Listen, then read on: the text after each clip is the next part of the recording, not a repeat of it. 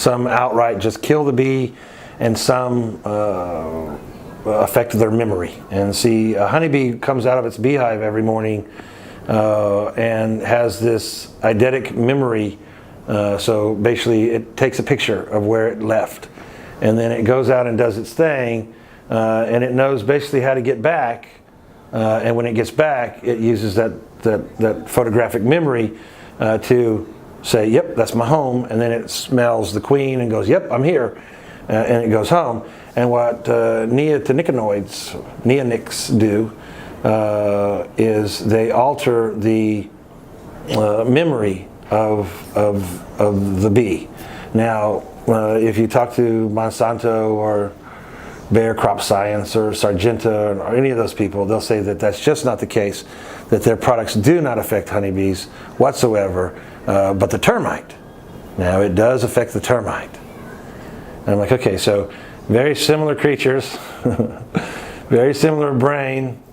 You created this to make the termite forget that it's smelling its own scent line, so it can't get back to its colony, but yet the honeybee's not being affected. Okay, man, great spin, hellacious PR, billions of dollars being spent to brainwash people. Hallelujah.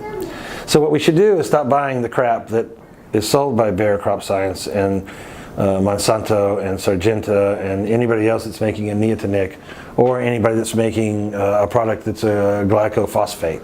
Glycophosphates are things like Roundup. If most of the people that out there don't know, glycophosphates are the cousin of Agent Orange. Agent Orange is a defoliant that they produce to knock the leaves off the jungle plants so that they could kill more Vietnamese people, or not be killed by as many Vietnamese people because they wouldn't have the jungle to hide in.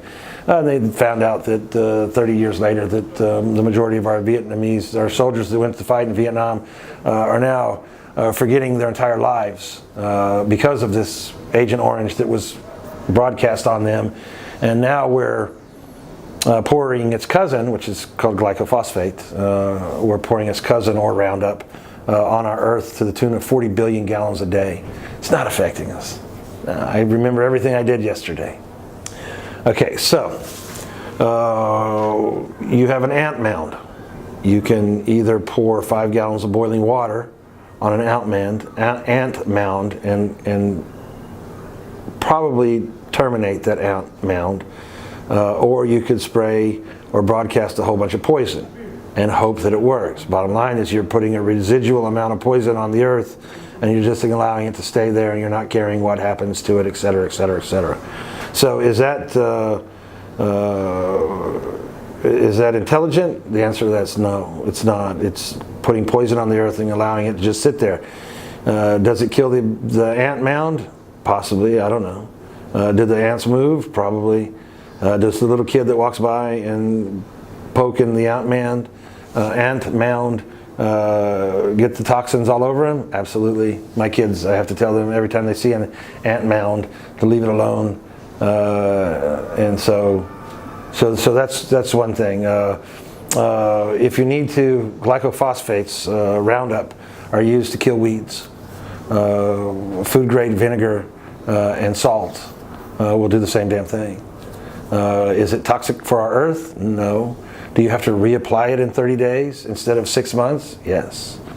Okay.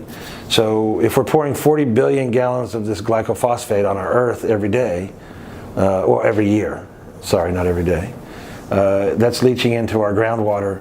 It's leaching into our water. They're not trying to filter out the glycophosphates when you turn the tap on. So are we getting these toxins that are already proven to cause cancer? And the answer to that's yes. And so there's millions of organic remedies for every pest that's on this planet. They just take a little more work than these high toxins. And now here to the bee, I talk about the neonics. Okay, so our government calls these things low-level non-lethals. So once again, low-level non-lethals.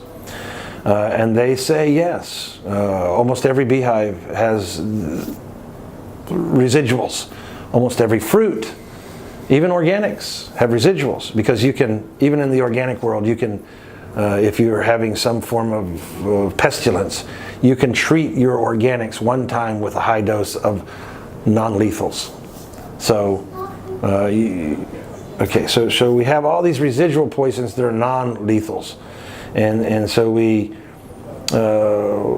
since the beginning of the introduction, 92, of the neonics, the rate of autism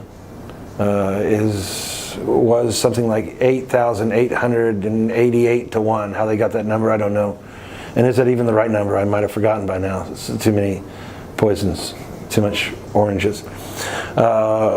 In Florida, they take these big giant syringes and shove them into the base of the citrus trees and just inject them with the neonics.